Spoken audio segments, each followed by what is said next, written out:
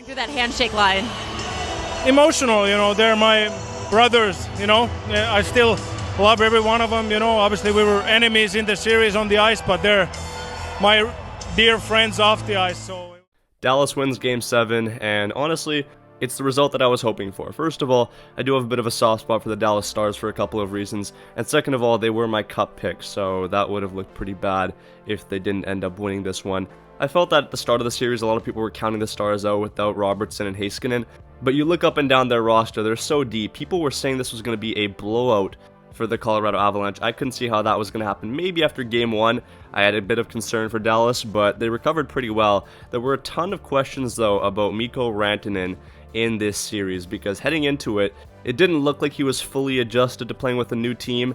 The point totals definitely reflected that. There were questions about him being a McKinnon merchant. And even for the entire first half of this series, he had 1 point through 4 games. And then what does he go ahead and do in the final 3 games? He puts up 11 points, just historic numbers. And just to cap it off, in Game 7 against his former club, down 2-0 in the third period, ignites the comeback, completes it, contributes on all 4 goals that were scored, and ices it with a walk-off hat trick with about 2 seconds left in the game. I actually don't think you could write it. That's like a storybook ending.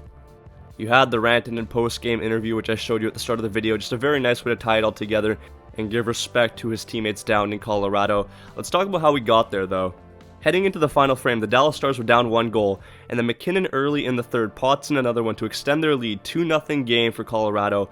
And up until that point, I thought that Dallas was playing a very uninspired brand of hockey.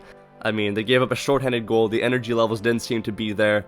You just knew that if they wanted to come back, their top guys had to step it up. And who else probably felt like they needed to more than Mikko Rantanen, with just 1 point heading into this game here.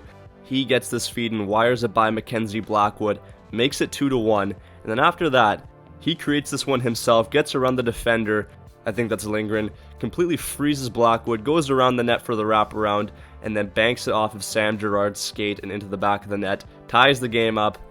But that's not even it. After that, the Stars get a power play, and Rantanen gets the secondary assist here on this Wyatt Johnston goal to flip the script and give the Stars the lead late in the third period.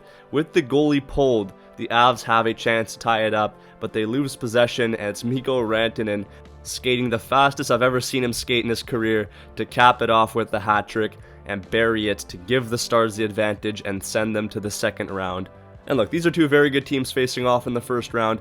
Bit criminal that one of them had to get knocked out so early on in the postseason, but as someone on the broadcast said, the Avalanche aren't like a real first round exit team. They just lost to a team that could potentially win the cup.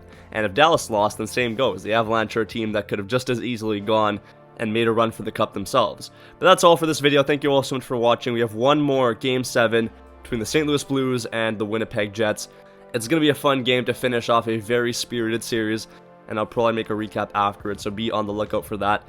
But anyway, subscribe to the channel if you're new. Peace out, and take care.